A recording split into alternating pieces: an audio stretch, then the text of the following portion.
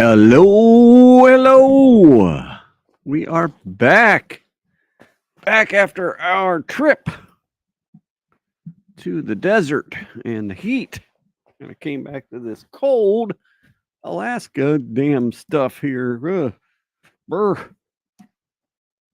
It's we came back the day I got back, and the morning I got up, it is actually snowing a little bit. I'm like, I'm not ready for this. I am not ready for snow. I'm not ready for cold, but made it. So I got my McLaren F1 very expensive hoodie on. Oh my god. F1 merchandise. Let me tell you what. That stuff is crazy expensive. I had no idea until I got there, and then I'm like, "Oh my god." But I had to have it. So you only live once. So I'm like, "All right. I'm going to get me one of these and one of these, and holy." But all right, reaching for I'll put my little headset away here. And I double check that we are live. Yeah, I'm trying. That cold weather and I mean, it hadn't snowed yet, but it's getting cloudied up. It looks like it could snow at any time. I'm like, oh man, I'm not ready for this. I did get tires on my car though, so that's cool. But I did take I don't how did I had planned on shooting more video than I did while I was down there. I just you get somewhere and you have all of the good intentions, and I even took my gimbal with me, a little thing, and I even had it in the track with me, and it's just there's no opportunity because you're in the stands. You don't want to sit there and have your camera up and your phone in somebody's way, and you want to watch the stuff. So I didn't take as much video or pictures as had planned on, and I'd even taken my computer. Thought maybe I'll throw a stream up while I'm down there, but I didn't. But I did take a few pictures, so let's take a look at a few of them because it was fun as hell, and some video too. So this is Austin, Texas, in the distance there, and this is the timing tower at Circuit of the Americas. And it is a big old tower. And then there we are pulling into let's see, is this a video? It's a video. A 4-second video of my feet. All right. That's exciting. Look at that. So the first year Rob and I come, we didn't get the RV pass or my feet. Okay. I don't know what the hell that was. I think that was me wanting to take a picture, and instead I took a video. All right, so this is us pulling into the camping area. Yeah, and Austin's kind of weird. You are correct. It's outside of Austin though, so we didn't actually have to go into it. So this is us pulling in. There's the turn 9 bleachers. So this is kind of the camping area. This is the backside of it. You can see downtown Austin here, and then the airport's right here. There's the tower, which we never actually made it up into the tower. But probably next time we'll go up in the tower. I wanted to, but man, it was just that's the other thing is so many people, like 400,000 people went through there that weekend. Like over 400,000 people. Let's see. Let's see. Austin F1 race 2024 attendance. Let's see.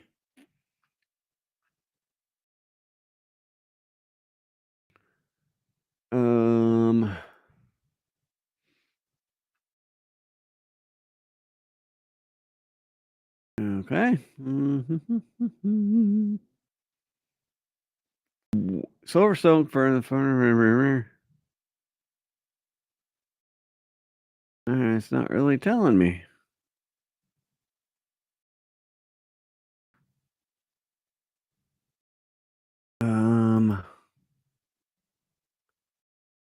Yeah, it said over so for over 400,000 and like 100,000 on race day. Like there's 100,000 people in there watching the race on the one day. So, and it's it's spread out throughout the whole thing. And I do have a video of that too. So there's more of the camping area. You saw some of these rigs too. Oh my gosh. Some of these rigs that these people have, like this person with the little thing on top, and then I mean, you're talking some million plus. There was like a couple of these off-road camping rigs that were, I mean, you're talking $600,000 rig. It was one of these ones that would go anywhere. And I meant to take a picture of it, but I didn't, of course, because like I said, I didn't take as many pictures as I wanted. So that was, I think this was Friday morning. The sun set through the window of the RV that we were in. Kind of cool, like 7 a.m. sunrise. I said sunset, sunrise. This is sunrise. Having my morning coffee, checking out the sun. That's the neighbor's truck. There's my buddy Rob. All right, here we go. This was our seats right at the end of turn 12, or the back straightaway of the Circuit of the Americas. Circuit of the Americas track map. So just for it is right here's turn 11 and then turn 12. So this long back straightaway, that's where we were sitting right at the end of it. And let me tell you, it is crazy.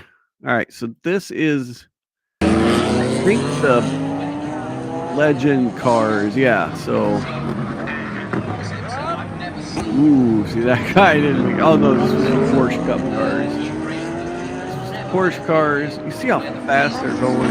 Oh, no, all right, because that's like an LMP car. So you see how fast these guys are coming down this track.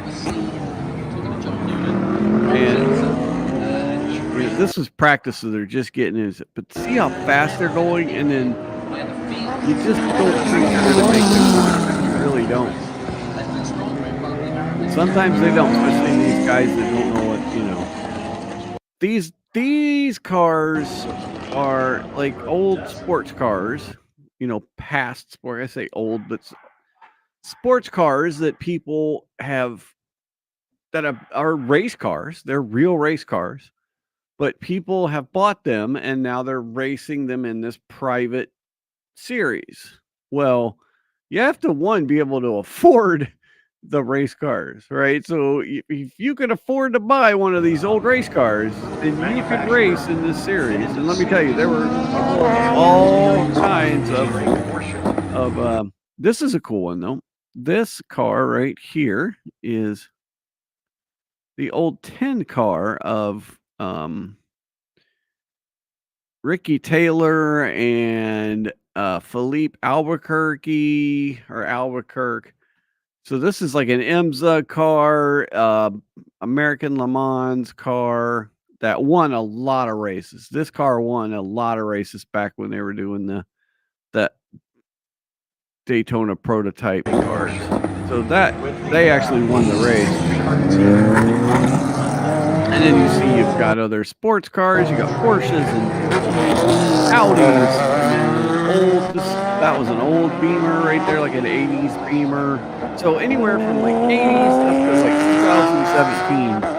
And then this Corvette right here, man. Oh my gosh, that guy was just this car was out for a Sunday drive. I tell you what, he was like one of the slowest cars out there on this. So yeah, so that's the legend cars. There's my receipt. All right, here we go. That was Max Verstappen right there. And you get a sense of how freaking fast they're going. And how next one might be a little better.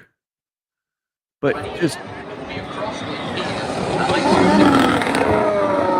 make that turn, they're going 200 miles an hour. 200 freaking miles an hour. And they're slowing down to make that turn. And they're slowing down, like, see this yellow sign right here? I can't make a box on it, but probably right here at this one, right underneath this thing here, there's a yellow box. And so that's where they're starting to slow down. But that's only like 300 feet, 400 feet from the end of the straightaway. 200 miles an hour up there. Insane. And so your brain doesn't comprehend that they're going to make it. The brain says they're not going to make it.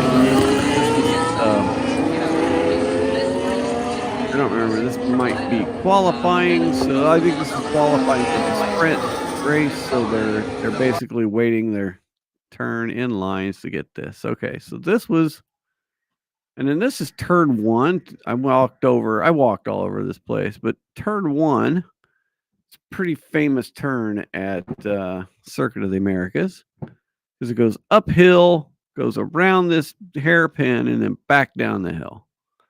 So I walked over there one time just to see it. And then here is, you can see this is where we are. This is where I just was. Is right here.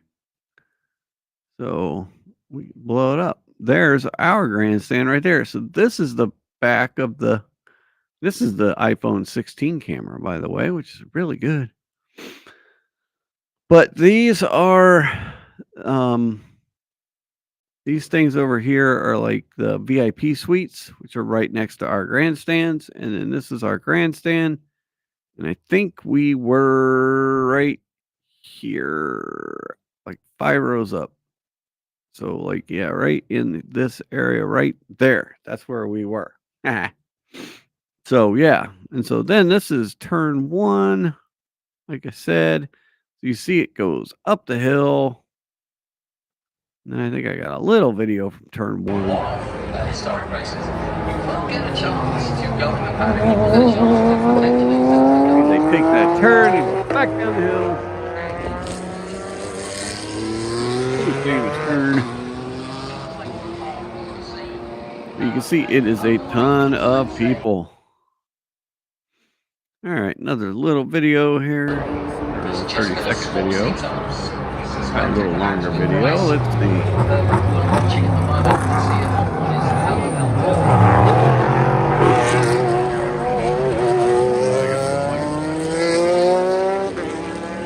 Ow, that was loud. I just blew my own eardrums out. Oops. Hey. What the heck? Oh no.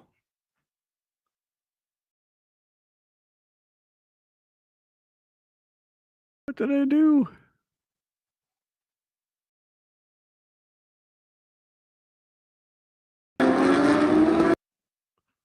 Okay, that's not what I wanted.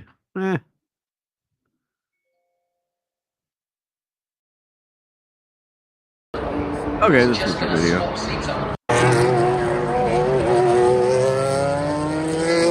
I totally blew my eardrums out.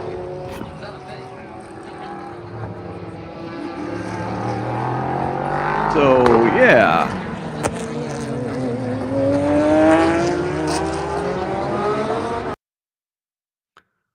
So there we go. This is like the other side. So this is down the bottom of the hill and then over the bridge.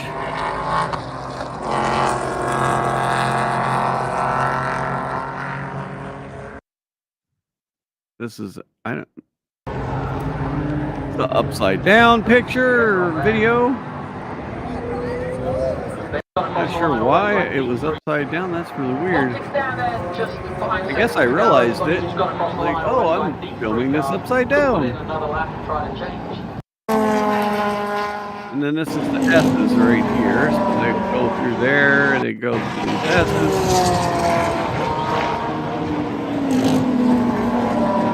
Pretty fast part of the track.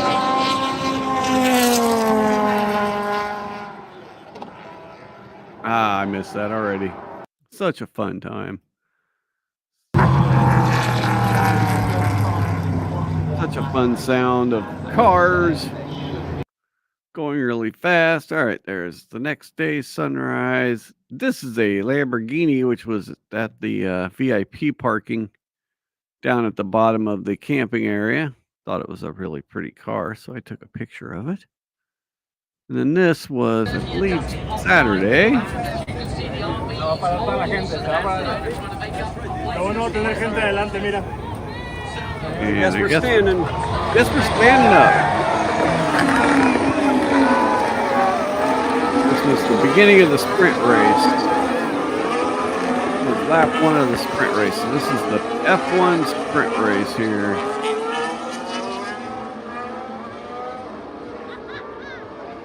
You can see our seats here. You got quite the view. You got quite a view of a bunch of different corners.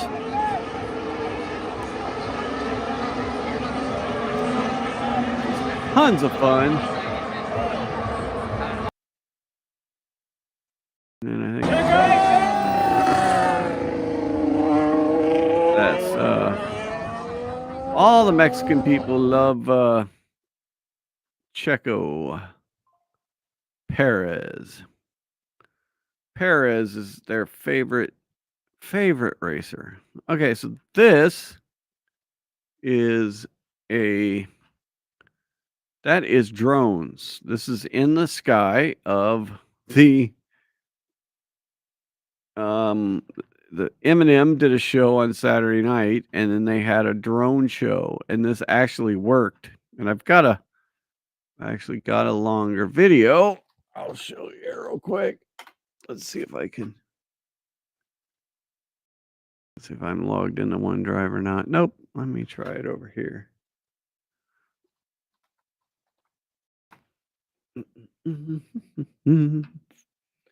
Yes. All right.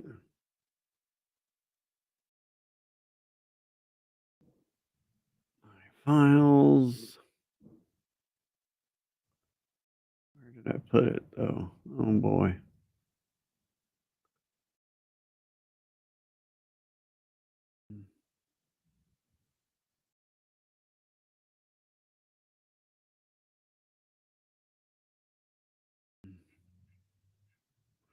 I don't remember where I put it. See if I can modify it.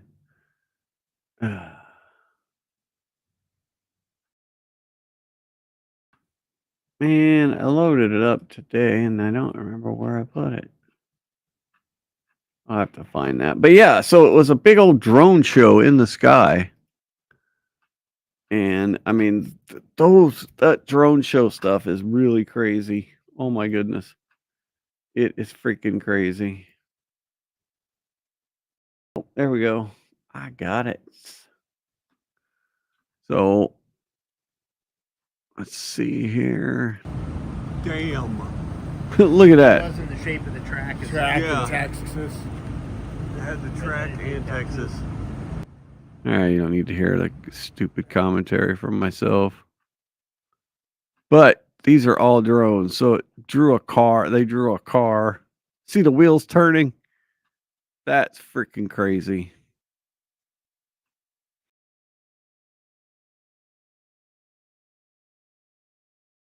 That is nuts. And then they did like the car going up and down the hills.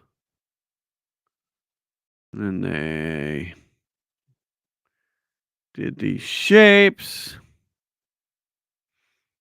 Kind of scary.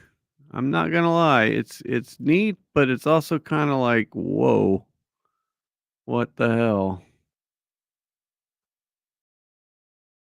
And then yeah, I guess Kraken is the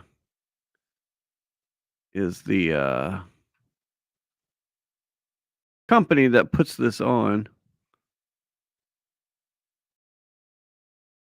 Yeah, Williams Racing was part of it, and then they did the damn thing.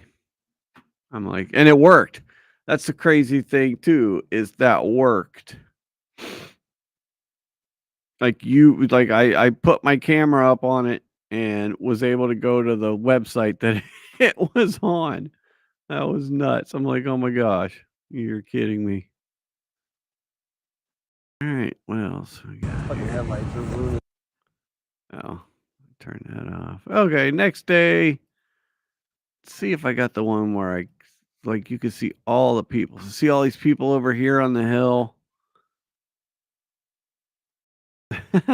There's me hiding out from the sun because God bless America, it was so hot there. So you know what? I'm gonna go watch. I'm gonna go sit on the stairs in the shade and watch the football game and stay out of the damn sun. So here you go. This is Circuit of the Americas. So this is all the people behind us. This is Sunday. This is the day of the race. So you've got this entire grandstand is full. That entire grandstand over there is full. That's the turn 9 grandstand. These buildings, all these buildings on the interior of the track are all full. Over here is another set of grandstands and another hillside where people are sitting on, all full. There we go. Zooming into that. Then we have this whole entire general area, and you see it goes all the way over here. There's grandstands and then a hill. And then you have this is another set of grandstands, and then in front of that is a VIP area. This is actually on the other side of the track from this. It's just, because it's a picture, it's all flat. But yeah, this is a set of grandstands over there by the S's. This is a whole VIP area. Then up here, this is turn 1 where I was showing you here. See all these people here. Then you've got turn 1. This is the turn 1 grandstand. In front of the grandstand is more general admission area. Then over here is general admission area 2. Then we have turn 15. So we got the general admission area here, over here to the left. Then you got all the turn 15 grandstands completely full. And you got those grandstands completely full. Then you got the VIP areas. What's not shown on this is the front straight with grandstands on both sides of the front straight. So that's another, probably 30,000 people up there at the front. So, I mean, it's insane how attended this race was. And if I go back here, give me 1 second. Give me 1 second. Oh, man, come on. Where's my stuff?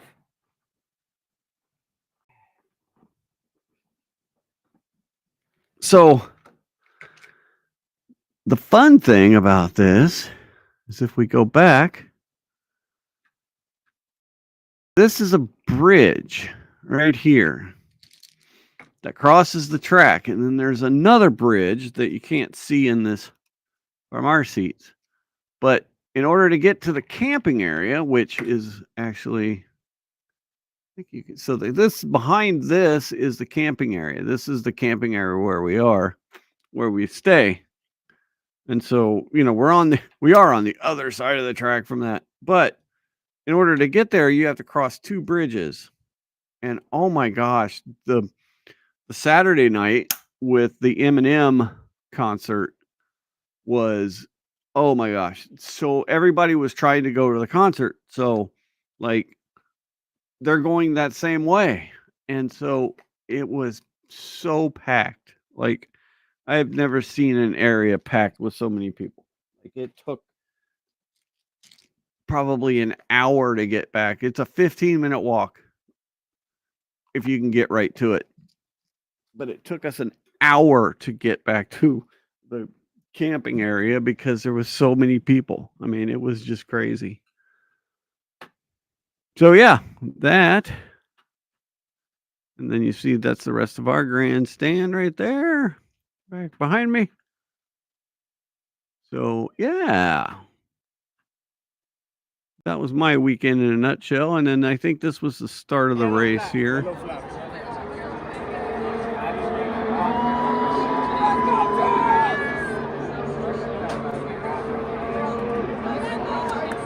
There they are up there.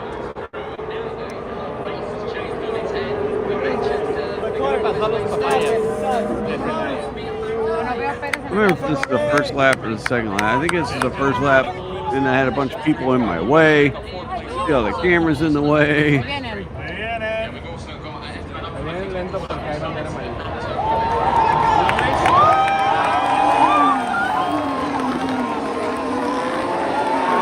there we go.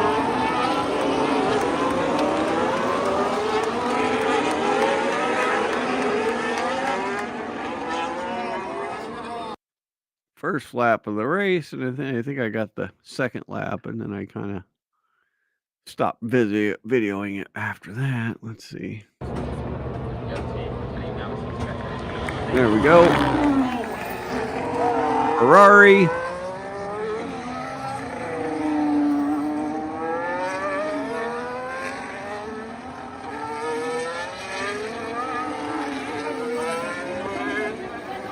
So, yeah, my Formula One weekend was pretty dang awesome. And then somehow I recorded sideways.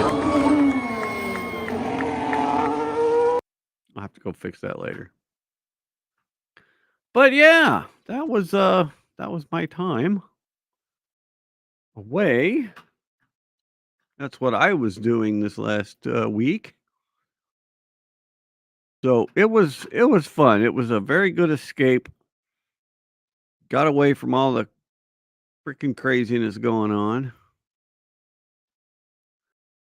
Oh, you know, my you're never too far away from it because we did have my friend's RV did have a Starlink, so we did have internet, and we watched some good football games. There were some good football games on Saturday night, and then we watched some of the World Series, or not the World Series, but the ALDS series, and then so you know, did a few of those things. Oh look, I left my office on. When I set up the stream earlier, I guess I didn't turn it off in my office. So my office is on. See if I can turn it down. If I can mute that, or I mean, it'd be just the cleaner guys there.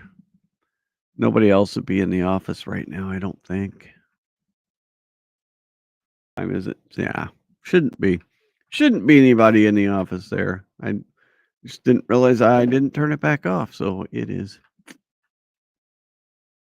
Sure, it's hearing me. So, all right. Well, we got a week and a half, and then we can finally figure out what the hell's going to happen with this election, which I'm just ready for it to be over with. I'm so done. Done with all the commercials. I'm done with all the speculating. I mean, whatever happens, happens. We're still going to be alive. It just depends on how much fun or how much not fun we have going forward. But we're planning on. I talked to Michael tonight. And we're gonna stream the election, so that'll be fun to watch. Will be fun to watch. You know,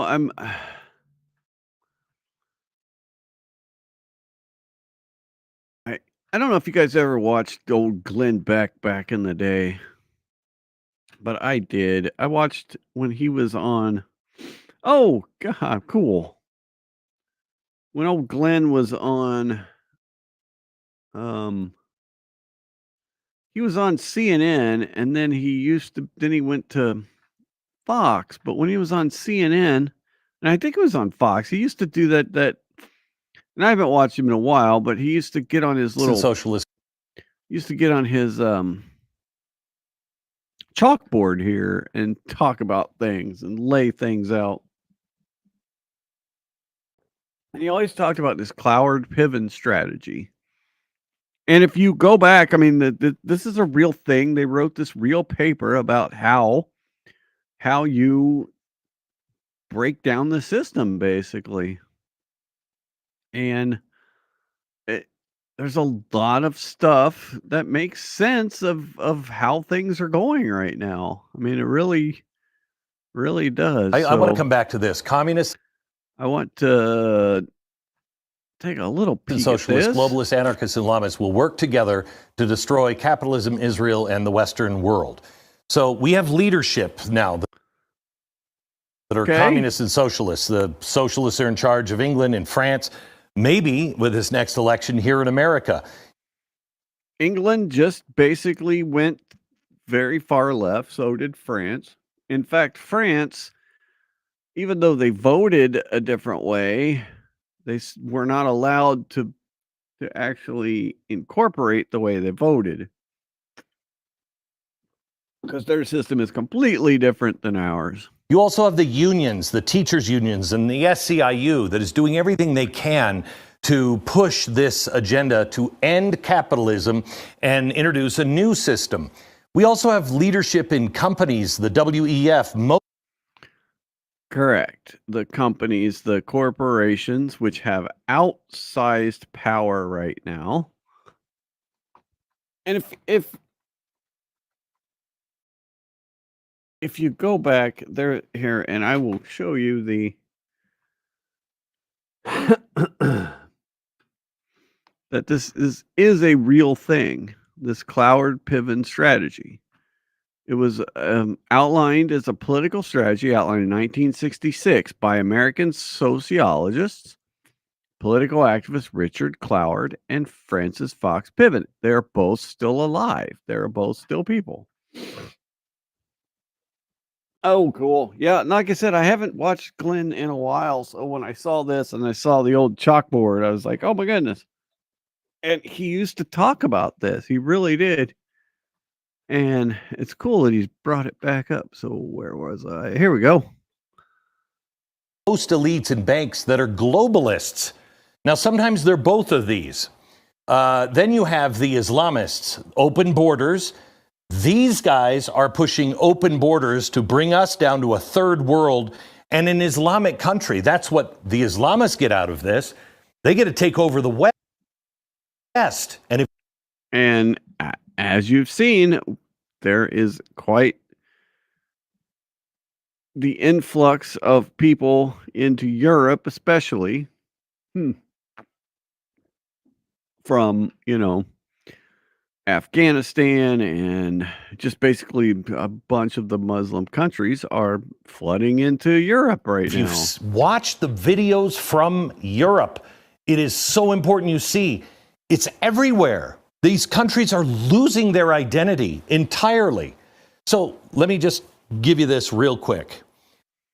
The ground game is the anarchists.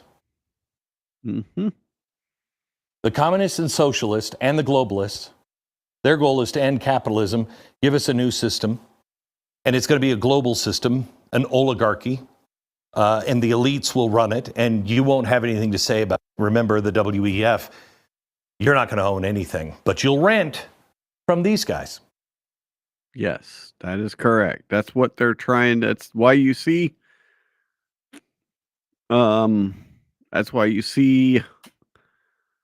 people not being able to afford housing now, to actually go out and buy a house, because the housing market is so expensive, because you have these corporations like BlackRock and Zillow and other ones buying these properties up and then renting them out. I mean, this stuff is happening.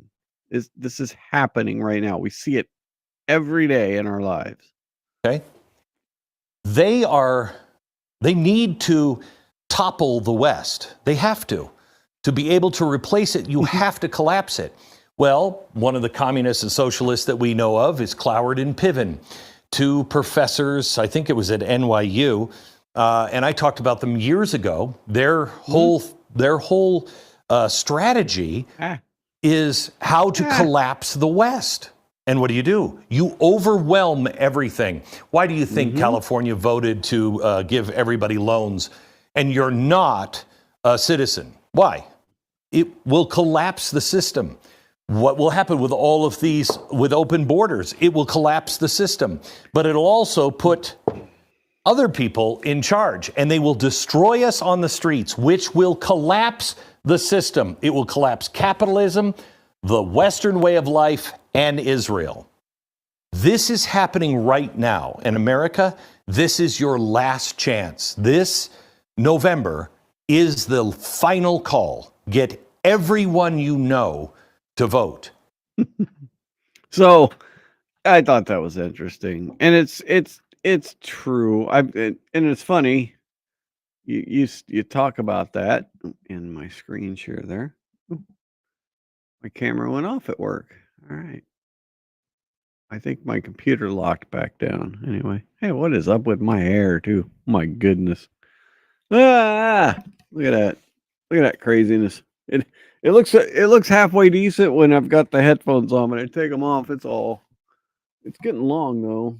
Holy crap. All right. So yeah, we see a bunch of it happening in real life. We see that people can't afford to buy a house any longer. How much has housing gone up just in the last 10 years? It's insane how much even housing prices has gone up and how much things are just so more. So you say, yes, it's the only reason we haven't sold our house to hide in the mountains. You are correct. And I have a friend who is, one of my best friends is like he's preparing. He is preparing for whatever is coming.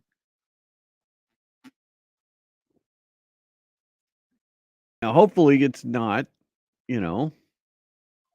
hopefully we're just being weird and none of this is actually going to happen. But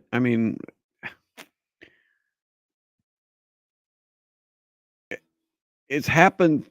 Things have happened like this throughout history. It's always changing. We're always in flux.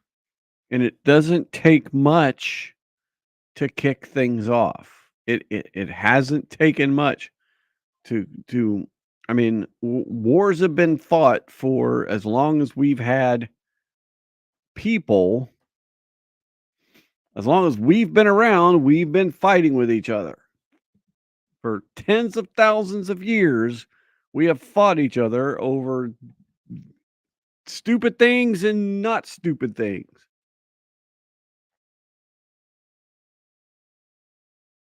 So, but yeah, we've gotten to a point where things just seem to be out of balance. I don't know. And then the second part of it is, as we've talked a lot before, we are at a point where, we're at like no other point in history where we can share information with each other in a second. Like I said, we had Starlink at the race. So we're in a camper at a racetrack and we've got the internet. We can go on the internet and I can surf on, Twitter, X, and we can watch the games and stuff. And so we're at this point where we're so connected And that's the second part that has to be controlled. They have to collapse the system to bring apart another system, but they also need to control the information. They have to control information. And that is my, that is my key thing is we have to fight everything we can to maintain control of our freedom of speech. We have to do everything we can. And so here I saw this too about from Joe Rogan. Now, I don't know if you heard, but Trump is going on the Rogan show tomorrow. So that will be interesting to see. That's usually a couple hour broadcast. But all right, I am going to go get another water.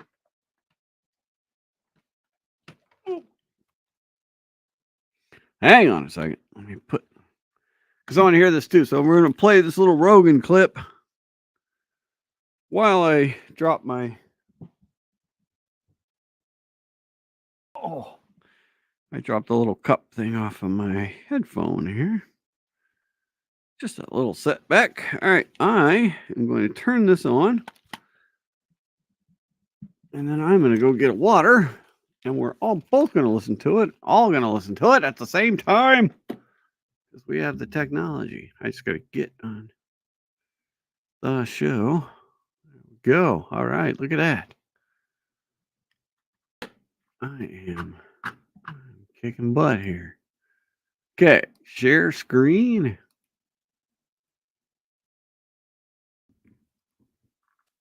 All right, and I will be right back. Because one of the things that has been discussed is cracking down on misinformation. And that can't free hear speech anything. doesn't include there we go. misinformation, which is a wild thing to say after what we just went through with COVID, where what people were saying was misinformation turned out to be 100% true. And not just about COVID, but about a bunch of things. Hunter Biden laptop story. There's quite a few different things you could point to. Like, who the fuck gets to decide what's information? Only the government? You guys? The people that have lied about basically everything? Like, this is a crazy thing to say, and to be running on that, and to get people to support that.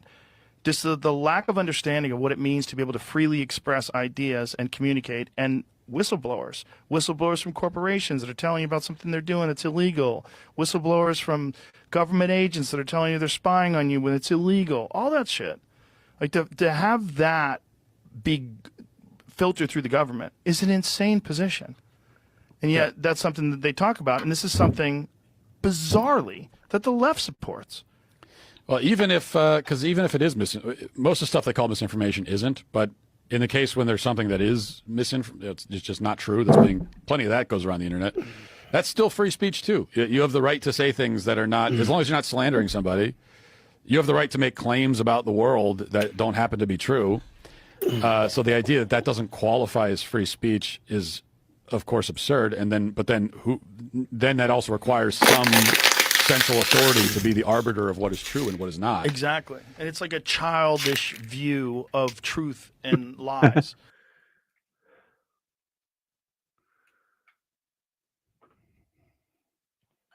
Sorry about the crinkling of the thing there. Didn't mean for that to happen. All right, now get this out of my ear so I can hear again. Okay. But yeah, we don't need a government to tell us what is and what is not. That's not the job of the government. There should not be a bureau undermining misinformation. That is only reserved for my imagination and our show, drew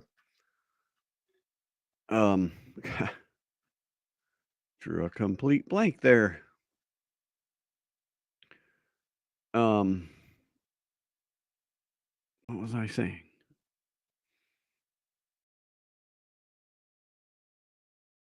Our show mistakes were made. That's what I was saying. Which I'm hoping I can get this trailer done here very, very, very shortly. But yeah, there is no real thank you. Mistakes were made. I'm like, what's the name of my show? Oh God. I'm still jet lagged. That's what I'm gonna blame it on. I'm gonna blame it on jet lag. It's been I leave for a week. I don't even remember what the hell my name and my thing is. But yeah. We're there is no bureau undermining misinformation. There can't be. We got to keep our freedom of speech. And as Matt even said there, even if something is not correct, it's still not the government's job to correct it. It's not. It's our job as people to not be sucked into stupid things and not believe everything that's on the internet. But unfortunately, we're heading down this road to I watched so last night I went to bed very, very early. And so because I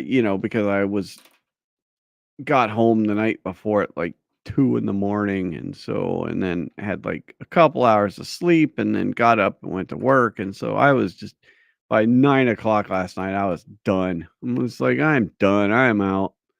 So I went to bed early last night. Then this morning I woke up, and so I woke up early because and so I'm like flipping over YouTube, and what do I see? I see this YouTube movies that are free, and I'm like, oh, cool. What's this?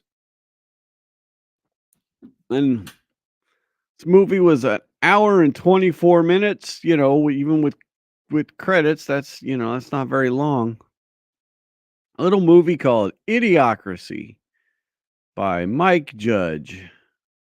Oh my God. It's I if you haven't seen Idiocracy, I recommend watching Idiocracy again, or if you've never seen it, then oh my God, watch that movie because it is so on point. It is so on point that it just feels like that is the path that we're headed down. We are headed down the path towards garbage avalanches and the, watering our crops with Gatorade and Carl's Jr. being the being the main food supplier. Oh my God, there's so much fun in that movie. So, yes, yeah, Cat's favorite movie. It is so good. Made by Mike Judge, who did King of the Hill and Beavis and Butthead, and what was the other movie he did? Oh man.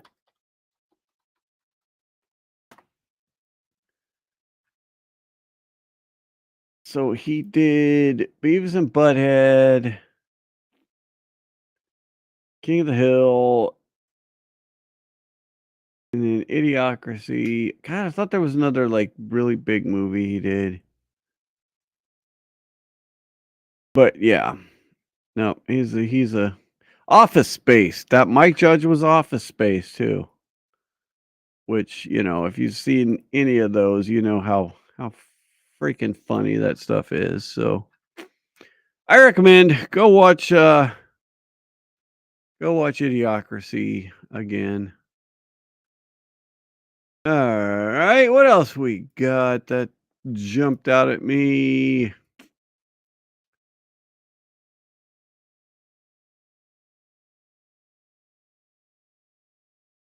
They're on the same topic. there was a report that came out a couple days ago. Not on the topic of idiocracy, that is, but on the topic of free speech and misinformation. We got a new report that working with Matt Taibbi, Mr. Paul Thacker has uncovered exclusive documents. So they report on CCD Hate, the Center for Countering Digital Hate, shows the documents that the Labor Party's political front objective is to kill Musk's Twitter. So because X is a bastion of free speech, it can't exist. It has to be killed. It has to go away. They can't have it. They can't have people having a forum that they can relay their misinformation and their ideas that isn't government approved. The Internal Center for Countering Digital Hate document shows their annual objective is kill Musk's Twitter. This is their internal monthly planner. Their goal is also to trigger regulatory action, although they are a tax-exempt nonprofit. But of course, they get money from all these governments. U.S. policy engagement. Set up meeting with Klobuchar's team. Oh, you're going to meet with senators. No, really. CCDH held a private conference with a slew of liberal groups organizing against Musk, including the White House, Congress, Madam Schiff's office, Biden-Harris State Department officials, Canadian MP Peter Julian, and Media Matters. This is what we're on the wrong path with this. We are absolutely on the wrong path. Center for Countering Digital Hate gets a lot of money from Hollywood.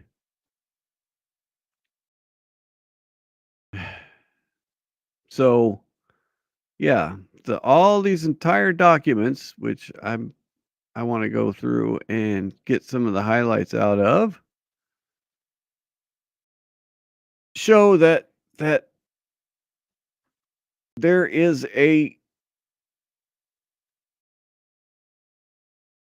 there are government agencies that are out there to stop free speech. That is, they have to control the narrative. They have to control the flow of information. They have to. If they don't control it, then they can't control the people. They can't control. If somebody's going to listen to somebody that that's not going to tell them the government line, even though how many times has our government just done horrible damn things? We constantly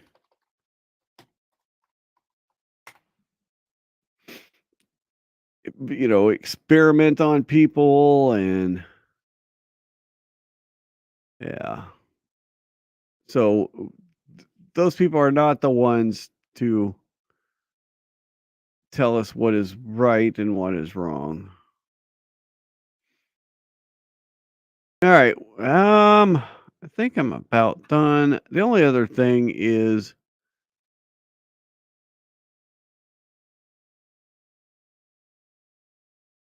we're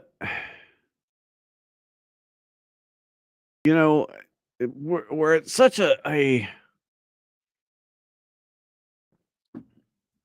spot right now with the internet and how much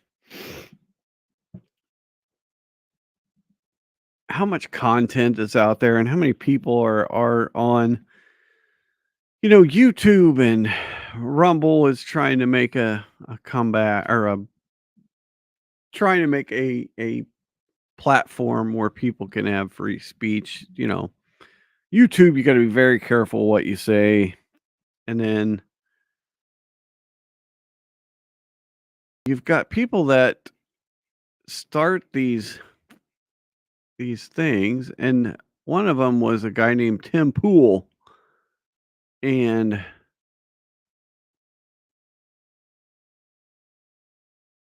Tim is, I mean, he's grown into a big deal. Tim was a guy who, if you guys remember back to the Occupy Wall Street, he worked for the original Vice, which he was at Occupy Wall Street as a reporter on that, and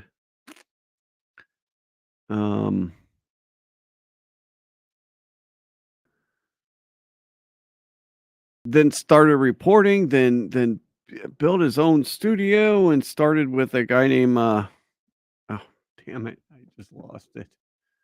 He had a guy he started doing, the thing I'm doing here, just, reporting on stuff or talking about stuff. And he's grown into a big deal. Well, I guess the other night he had a freaking meltdown he built this brand new studio with with a skate park and all this stuff.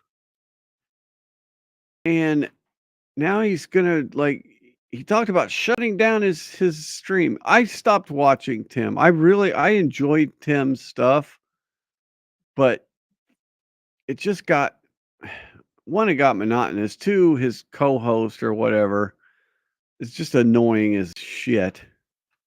I can't stand that guy.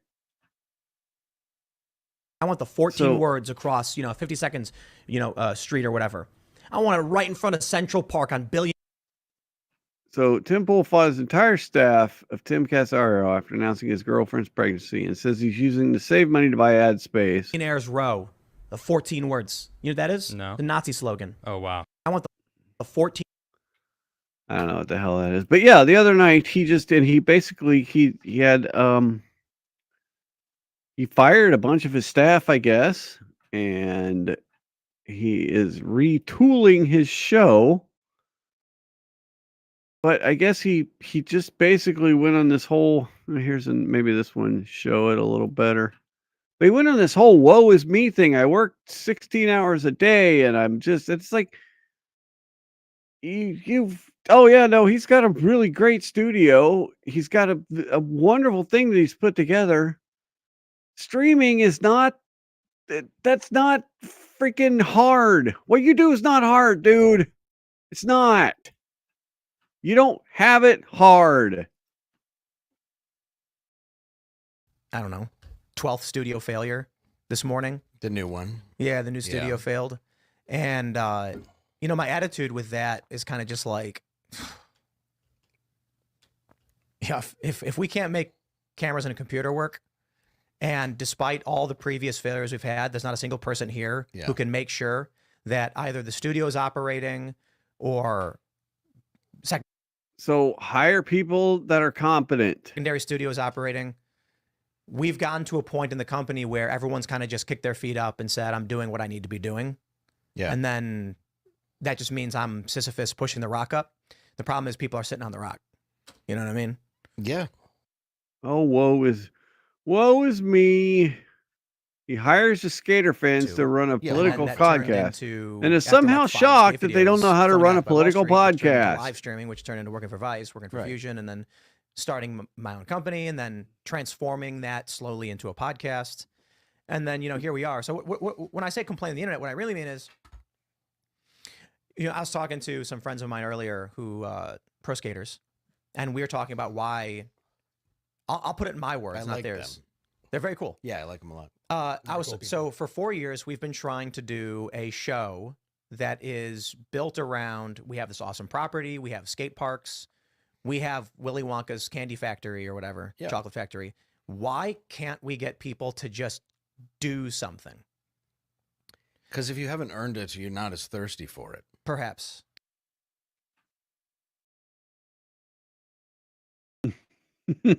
Yeah, right? No, exactly. And then this is Landau, Mike Landau. He worked for Crowder.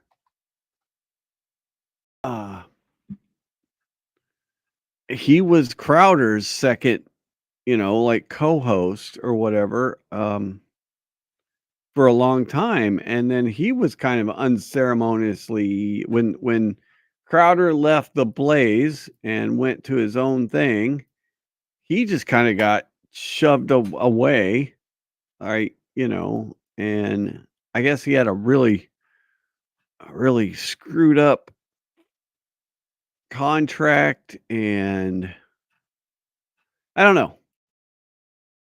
My my point is most of the time, what I found over the last couple years is all of these people are going to disappoint you at some point in time. Yeah, no, exactly. That's what I've heard too. That's what it seems is Crowder is just apparently just a complete jerk to people that he's been around, that that he's hired, that has worked with him, have said that he's just not a fun person. I could go down the list of people that have Tim Pool, Crowder, Ricada, disappointing. They all disappoint you at some point in time. They're going to disappoint you, and the people people will have their detractors, and people will have the people that'll stick up for them. But they're going to disappoint you at some point in time. It's just going to happen, or at least that's what it seems like a lot of the times. Now, next week I'm going to get into there is some folks out there that are doing a really cool thing right now, and it's growing, and it is the Geeks and Gamers folks. Jeremy has got. Oh yeah, no, I from the periphery, Patty. I've been following it. I kind of watch Legal Mindset stuff on that occasionally. I read up a little bit on it. Yes, I've been following it. I was, like I started watching Ricada with the the first trial he did, not the Johnny Depp trial, but the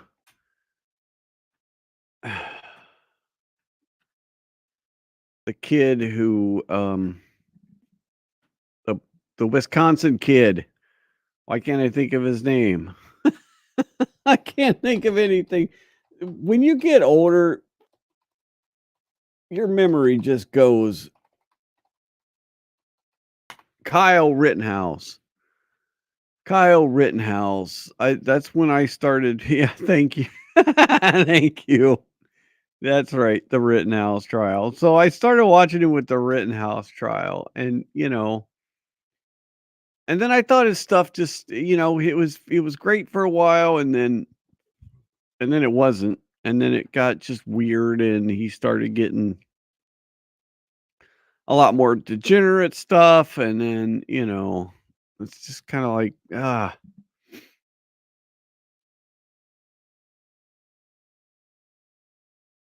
but people change over time. Yes, yeah, I know. I'm sitting there going, what the hell is his name?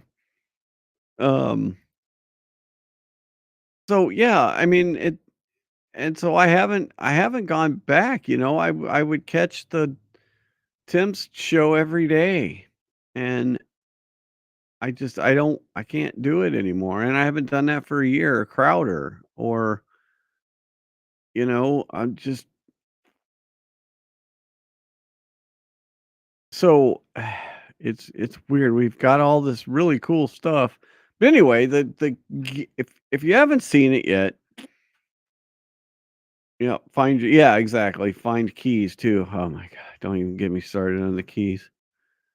But there's the Geeks and Gamers part, which they really focus on kind of pop culture, geek stuff like Star Wars and stuff like that. And then Jeremy, who is like the main guy on it, he's also got a political channel, which is the D-Day Cobra channel.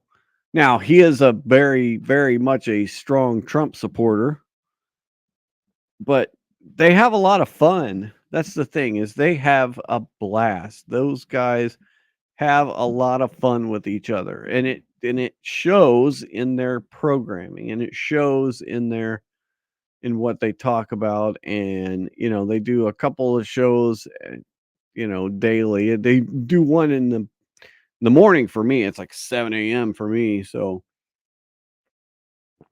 it's perfect. But they're doing some cool stuff, and they're having fun with it, and that's the thing, is it's just got to be fun. So anyway, all right. Well, that's me for tonight. I will be back tomorrow with the whole crew. Will be good to catch up with them after a week. Mr. Michael, yeah, you know it. Oh yeah, no, those guys they give each other crap all the time. They have so much fun, and then they're kind of there's another guy named Nerdrotic Gary, who's got he's got 1 million subscribers on YouTube now, and so he's just kicking butt. And so they're all kind of loosely affiliated with each other. And then yes, Michael got his machine, and so that's one of the things I want to catch up on tomorrow. Is he finally got his machine. He can finally breathe again. So we will catch up on that tomorrow night. We'll have some other fun stuff to look at. So yeah. All right. Well, welcome back to me. Thanks for tuning in. Love y'all. And I will see you later. All right. Good night.